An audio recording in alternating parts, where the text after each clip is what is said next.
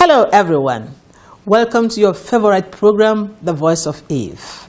Today we have the privilege of looking into a very special subject, the subject of leadership development foundations. Don't go away, I'll soon be back. Leadership foundations are very important for what happens later on.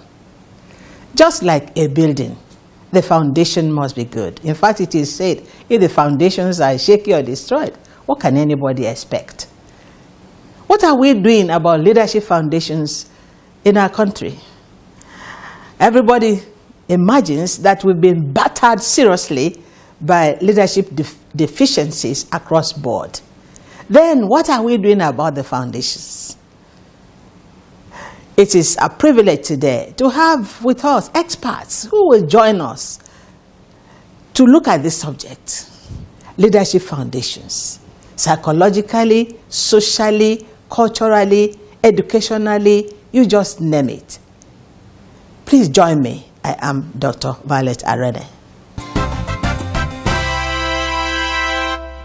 Welcome back. If you're just joining us for the first time, this is the Voice of Eve. We have the privilege of discussing a very special subject today, and that is leadership development foundations. We have the privilege of having very special people to help us with the discussion because it's a very special subject. I have here with me Bridget Ewoko, early educationist. We can call you foundational educationist. Exactly. You are very welcome. Thank you so much, Mom. It is a very great pleasure for me to, because you are not many. We don't have many early educationist experts around us. That's true. Very welcome. Thank you so much, Mom. What we are doing is patriotic. It's motherly. It's just very precious. Calling attention to our world in Nigeria here, maybe some oversights. That's true. You know that the whole world batters us on the poverty of leadership. Across board, they say it's not because of paucity of resources that we are suffering or being, battered. Not that. We have the resources, we have the people, but somehow the leadership has been a problem for us across board, not only in governance. Do you think it's necessary for Nigerians to begin to look at the foundations of leadership? Thanks for having me at your program. And I will say to you that from an educational point of view, yes, I think where we're getting it wrong is the foundation level. Yes. A child is like a building. Yes. You actually get what you get. You get out what you put in.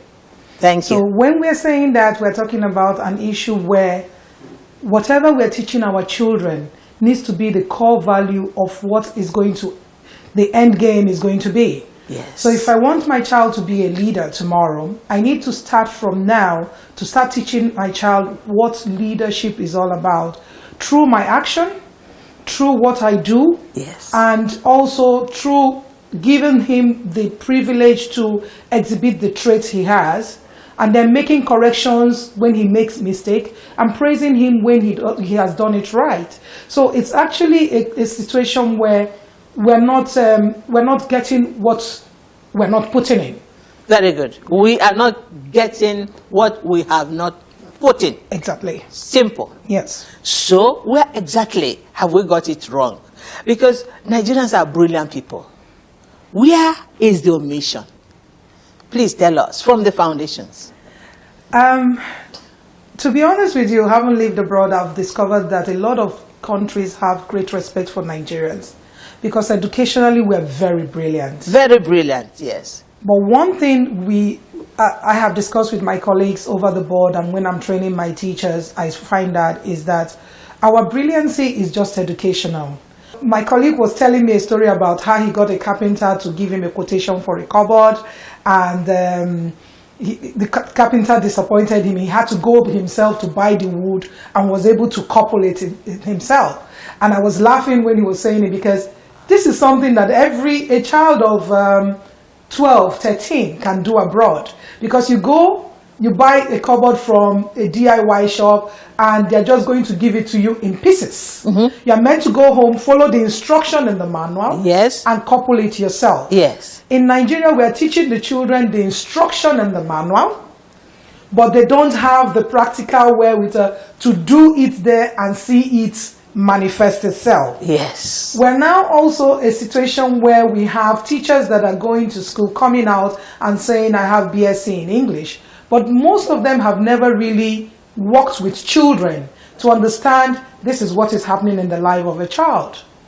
So, and you and I know a lot of us have house helps. Yes. Our children don't get to wash plates until they are maybe 12. That is if ever they get to wash plates. Because I have my personal experience as to that. Yeah. If ever they get to wash plates. So, and how is he going to be able to lead people in a workplace to do a job if he himself cannot do it? Because if I'm going to have respect for you as my manager, I should be able to come in and find out that that job that I think is exclusively my profession, Yes. that you're also able to do it when I'm there, whether I'm there or not. That will actually make me realize the fact that I have to do my job, that you're just paying me to do it because you want to pay an extra person, not because I cannot do the job. So people need to know that they need to teach their children that they need to be hands-on. Is there any other omission you see as to what has happened In the foundation? in the foundations? Yes. I'll say to you that a lot of us as parents do not realize the fact that children don't do what you say, Yes. they do what you do. Thank you. They do what you do. And so, if you are lacking in good examples, Yeah. you are talking nonsense. Yes. If I tell my child, tell my neighbor I am sleeping, one, as a child, the child already knows that somebody sleeping does not talk. Yes. So if I'm telling you that you should tell my neighbor I'm sleeping, Yes. already I'm telling a lie. Yes. And so from that very little command of go and tell my neighbor I'm sleeping, you're already teaching the child how to lie. Yes. And then tomorrow when the child grows up to tell a lie, you say, where did he learn it from? He learned it from you. From you. And you know, not only did you teach him to lie, you have told him that lying is good. And that is the way. That is it. You see? That is it. So another foundational omission? Yep. Please tell us. What is it called? You have an accountant. I was privileged when I was growing up to have some friends. And one day at a discussion, somebody was saying, my father is an accountant, director of accounting or something in one ministry. And the children were now saying, oh, no wonder he drives that dilapidated car. You know. So even from that young age, we're already seeing somebody working as an accountant in a ministry that was honest. We were not seeing his honesty, but we were seeing the fact that he was not like other people that was stealing money to make it rich. Yes, driving big cars. Driving big cars. So we kind of, how will I put it? We kind of give a lot of credence. We praise corruption. Thank you. We do. We do. And we teach children to accept corruption. We teach them to even glorify it. To glorify it. Even when they know that maybe they're in compromised situations, they are happy. Yeah. They don't see anything wrong in it. Your father is a laborer, but he's driving a Jeep. Exactly. And you are happy. Another foundational omission that I would want to point out is the fact that, like when we were talking about the laborer, integrity. A lot of us as Nigerians lack integrity. Our 9 o'clock should be our 9 o'clock. Our 10 o'clock should be out. And even when we say, oh, because of the traffic, a lot of us realize that there's going to be traffic going to Yes. work anyway. Yes.